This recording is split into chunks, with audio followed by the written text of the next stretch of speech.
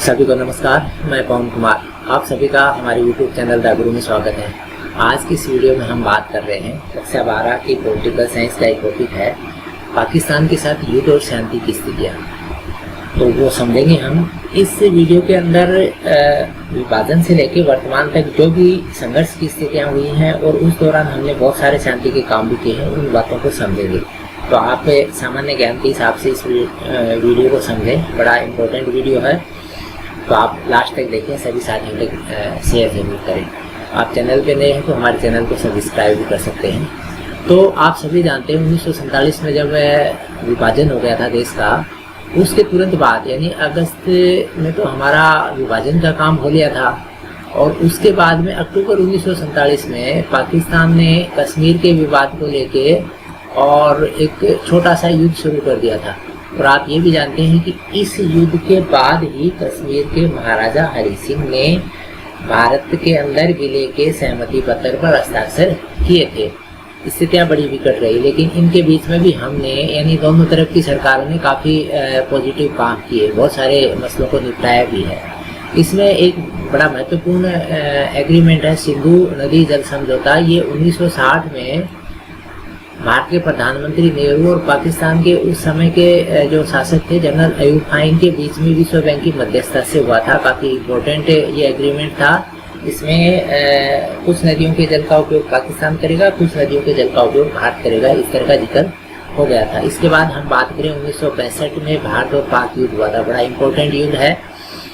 ये युद्ध अप्रैल 1965 में शुरू मानते हैं और पाकिस्तान ने जो गुजरात के पास का जो कच्छ का एरिया है, उस एरिया में उन्होंने सैनिक हमला बोला और यहाँ से युद्ध शुरू हो जाता है और काफ़ी निर्णायक युद्ध हुआ। पाकिस्तान को इस युद्ध में काफ़ी शिकस्त झेलनी पड़ी और कश्मीर को भी पाकिस्तान ये मान रहा था कि कश्मीर की जनता हमारा समर्थन करेगी, लेकिन कश्मीर की जनता ने पूरी तरह से भारत का समर्थन किया और भारत की सेना ने बड़ी बहादुरी से इस युद्ध के अंदर अपनी भूमिका निभाई और भारतीय सेनाओं का जिक्र आ रहा है लाहौर तक पहुंच गए थे। ठीक है, तो इस युद्ध के अंदर पाकिस्तान को पहली बार ये महसूस हुआ कि भारत के अंदर काफ़ी सशक्त सेना है, क्योंकि आमने सामने की बड़ी इम्पोर्टेंट लड़ाई यही थी।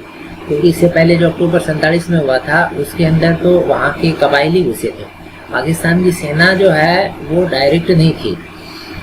इस युद्ध के बाद 1965 की लड़ाई हो गई, उसके बाद ताशकंद का समझौता होता है 1966 में। 65 की लड़ाई में भारतीय प्रधानमंत्री कौन थे? लाल बहादुर शास्त्री, और ताशकंद समझौते में भी यही थे। तो ताशकंद समझौता ये संयुक्त राष्ट्र संघ और उस टाइम में सोवियत संघ के तत्कालीन राष्ट्रपति ब्रेजनेव, ये इन्होंने दोनों देशों को बैठाया कहाँ पर? ताशकंद में। और वहाँ पर भारत के प्रधानमंत्री पंडित लाल बहादुर शास्त्री और पाकिस्तान के उस समय के जो शासक थे जनरल अयूब खान के बीच में एग्रीमेंट हुआ था। और आपको ये भी यहाँ पर बता दें कि इसी ताशकंद समझौते के दौरान यानी वहाँ ताशकंद में ही भारत के प्रधानमंत्री लाल बहादुर शास्त्री का देहांत हुआ था। ठीक है, और इसके बाद में 71 की लड़ाई हुई है। 71 की लड़ाई के साथ ही बांग्लादेश एक नए देश के रूप में उभरा। इसकी भूमिका क्या थी? जब 1970 में पाकिस्तान में चुनाव हुआ और उसके अंदर खंडित जनादेश मिला।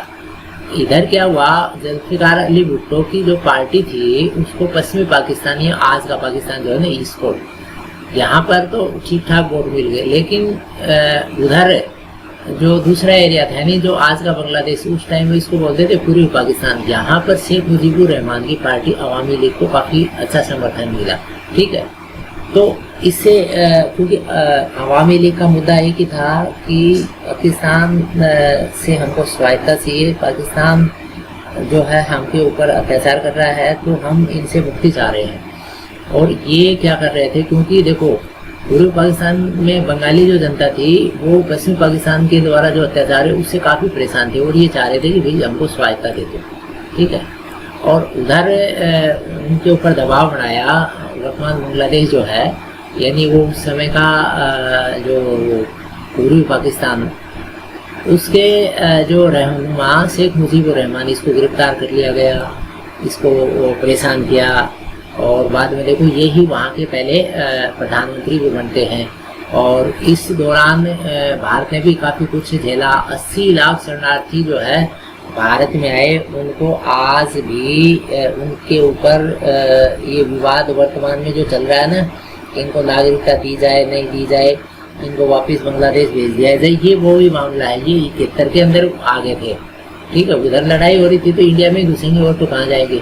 भारत ने उस समय बांग्लादेश के अंदर जो संघर्ष चल रहा था, उस संघर्ष को नाम दिया मुक्ति संग्राम। इसको काफ़ी समर्थन दिया। भारत की उस टाइम में प्रधानमंत्री कौन थी? इंदिरा गांधी। इधर एक खिचड़ी और पकड़ी थी। अमेरिका के राष्ट्रपति रिचर्ड निक्सन थे, उनके सलाहकार हेनरी किसिंजर, ये पाकिस्तान आए, फिर चीन भी गए।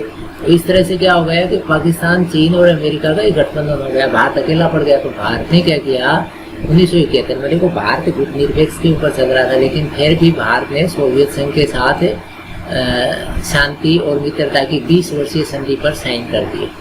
हम शुरू में देखो ये समझ चुके हैं कि गुटनिरपेक्ष के ऊपर चलने का हमने फैसला किया था, लेकिन पड़ोस में गुट बन गया तो हम भी क्या है कि किसी एक बड़ी महाशक्ति के साथ मिलके और कुछ वहाँ से मदद हासिल करें, ऐसा जो है हमारा प्रयास भी रहा। और ये जो है दिसंबर 71 में तो पूरी तरह से ये युद्ध प्रारंभ हो गया था। और फिर ये 10 दिन के अंदर ही भारत सेना इसके अंदर शामिल होकर और ढाका को चारों तरफ से घेर लेती है। भारत की सेना जब वहाँ पर आक्रामक रूप से प्रविष्ट होती है, उसके बाद में तो पाकिस्तान की सेना ने आत्मसमर्पण ही कर दिया। 90,000 सैनिकों ने आत्मसमर्पण किया था उस समय। बड़ी उपलब्धि है, ये आज तक के इतिहास में कभी नहीं हुआ। और फिर 3 जुलाई 1972 को इंदिरा गांधी और जुल्फिकार अली भुट्टो के बीच में शिमला एग्रीमेंट होता है। तो एक तो देखो ऊपर हमने पढ़ लिया था ताशकंद वाला, और एक ये शिमला समझौता है। शिमला समझौता जो है किन के बीच में है? इंदिरा गांधी और जुल्फिकार अली भुट्टो 1972 में होता है। और इसके साथ साथ ही क्या हो गया, 71 में बांग्लादेश नाम का एक अलग देश बन गया।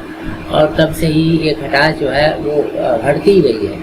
देखो 47 में खटास थी, फिर 65 की लड़ाई हुई, 71 की लड़ाई। खटास जो है पड़ोसी के साथ साथ अपनी पाकिस्तान के साथ बढ़ती ही रही है। इस सैनिक समर्पण के समय ये बड़ी इम्पोर्टेंट चीज़ है, ये भी याद रखें। भारत की तरफ से तो जो सैनिक अधिकारी कौन थे? जगजीत सिंह अरोड़ा। और पाकिस्तान की तरफ से थे AA के जनरल नियाजी, इन्होंने साइन किए थे। वो जो 90,000 सैनिकों का आत्मसमर्पण हुआ था ना, उसके ऊपर साइन किए थे। 71 के युद्ध के बाद में इंदिरा गांधी को देखो फायदा मिलना ही था। इसकी सरकार जो है अपार समर्थन के साथ वापस आई। तो ये तो राजनीतिक फायदा तो इस तरह के बड़े मुद्दे के ऊपर सबको ही मिलता रहा है। और फिर आ गया हमारा कारगिल। ये ताज़ा 99 में हुआ है। ये ज़्यादा लंबे चौड़े एरिया में नहीं रहा, ये सिर्फ कश्मीर का जो एरिया है उसमें ही सीमित रहा था। और ये युद्ध 1999 में मई जून में शुरू होता है और जुलाई 99 में तो ये ख़त्म हो जाता है। भारत ने जिन एरियाओं पे पाकिस्तान ने कब्जा कर लिया था ना, ऊंचाई वाले एरिया थे, तो उन एरियाओं में वापस कब्जा भारत ने कर लिया था। यानी थोड़े दिन ही चला था ये।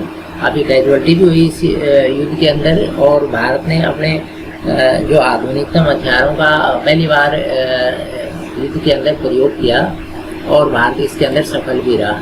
और इस युद्ध के समय यहाँ अपने प्रधानमंत्री कौन थे? पंडित अटल बिहारी वाजपेयी। और पाकिस्तान के थे नवाज शरीफ थे। और फिर लड़ाई खत्म होने के बाद में नवाज शरीफ को तो हटा दिया और वहाँ पर सैनिक तानाशाह जनरल परवेज मुशर्रफ है, इसने वहाँ पर हुकूमत पे नियंत्रण हासिल कर लिया। इसके बाद में अटल बिहारी वाजपेयी और मुशर्रफ के बीच में आगरा में एक शांति वार्ता भी हुई थी। मुशर्रफ यहाँ आए और शांति वार्ता की, लेकिन ज़्यादा दिन चलती नहीं है ये शांतियाँ। अब कुछ स्पेशल नोट्स जो हैं इससे रिलेटेड हैं, इस मुद्दे से रिलेटेड हैं। बातें बहुत सारी हैं, लेकिन हम शॉर्ट में इसको समझने का प्रयास कर रहे हैं। हमने पाकिस्तान की स्थापना का जिक्र किया, तो इसमें आप दिमाग में रखें पाकिस्तान की स्थापना का श्रेय किसको जाता है? मुस्लिम लीग के मोहम्मद अली जिन्ना को। ठीक है, जिस प्रकार से भारत के अंदर महात्मा गांधी को याद रखा जाता है, वैसे ही पाकिस्तान की जनता जो है मोहम्मद अली जिन्ना को याद रखती है। और हमने पहले जिक्र किया था भुट्टो का। ये जो भुट्टो परिवार है ये पाकिस्तान की राजनीति में काफ़ी फेमस परिवार है। तो इस जुल्फिकार अली भुट्टो और उसके परिवार की जो पार्टी, इसका नाम दिमाग में रखें, ये है PPP, पाकिस्तान पीपुल्स पार्टी, ठीक है। और इसी भुट्टो की पत्नी बेनजीर भुट्टो, ठीक है, जुल्फिकार अली भुट्टो की लड़की है। और इसके पति आसिफ अली जरदारी, ये सब वहाँ के शासक रहे हैं, प्रधानमंत्री रहे हैं। और फिर ये बिलावल भुट्टो, ये बेनजीर भुट्टो का पुत्र है, ठीक है।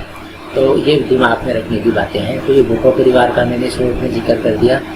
अभी आप शाहनवाज शरीफ को भी दिमाग में रखें। ये कौन थे? शाहनवाज शरीफ हैं अभी नवाज शरीफ के पुत्र हैं और ये आज पाकिस्तान के प्रधानमंत्री भी। इनकी पार्टी का नाम है PML, ठीक है ना, PMLN, पाकिस्तान मुस्लिम लीग N, ठीक है, ये इनकी पार्टी का नाम है। और बांग्लादेश का भी जिक्र कर लें, यहाँ वर्तमान में प्रधानमंत्री है शेख हसीना। और ये शेख हसीना कौन है? ये जो बांग्लादेश का जो मुक्ति संग्राम के जनक और बांग्लादेश स्थापना के मुखिया शेख मुजीबुर रहमान, उनकी लड़की। तो साथियों, स्टूडेंट्स, ये शॉर्ट वीडियो हमने भारत और पाकिस्तान के बीच में जितने भी स्ट्रगल हुए हैं उनको शॉर्ट में समझाने का प्रयास किया है। इससे रिलेटेड बहुत सारी बातें छूट गई, हम आगामी अन्य वीडियो के अंदर उनको अलग से और कवर कर लेंगे। फिलहाल इसको हम यहीं ख़त्म करेंगे। आप हमारे चैनल से जुड़े रहें, हम ऐसे वीडियो समय समय पर तैयार करके आपको भेजने का प्रयास करते रहते हैं। आपको ये वीडियो कैसा लगा कमेंट बॉक्स में अपने विचार जरूर लिखिए। फिलहाल इसको यहीं ख़त्म करते हैं, फिर एक नई वीडियो के साथ मिलेंगे। धन्यवाद। जय हिंद, जय भारत।